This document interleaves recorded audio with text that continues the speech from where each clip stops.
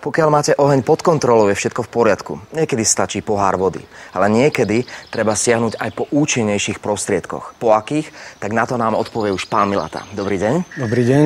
Máte pravdu, voda je častokrát tým najpoužívanejším hasiacím prostriedkom. K dispozícii sú aj iné prostriedky vo forme hasiacich prístrojov. Tým prvým je prenosný hasiaci prístroj vodný, ktorý je vybavený aj manometrom, ktorý nám ukazuje tlak, ktorý sa nachádza v tlakovej nádobe. Na tejto nálepke sú vyobrazené aj piktogramy, ktoré nám hovoria o tom, ako hasiaci prístroj uviesť do činnosti.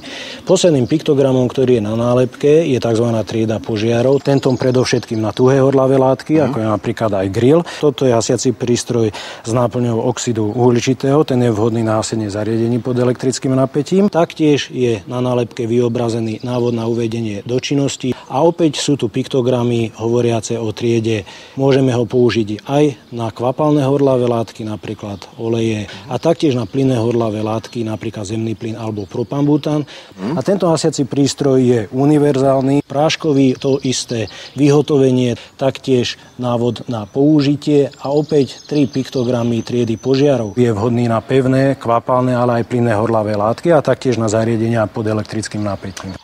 Tieto dva malé hasiace prístroje sú taktiež práškové, ale sú vhodné do motorových vozidiel. Skôr by som do domácnosti volil univerzálny hasiaci prístroj 6-kilový, práškový. Do garáže teda odporúčate ktorý? Práve ten univerzálny, stačí vyťahnuť poistku, tým sa odistí pákový mechanizmus a zatlačiť na vrchnú páku. V tejto časti môžeme vidieť aplikovaný protipožiarny náter. Ten povrch nie je prakticky vôbec zmenený.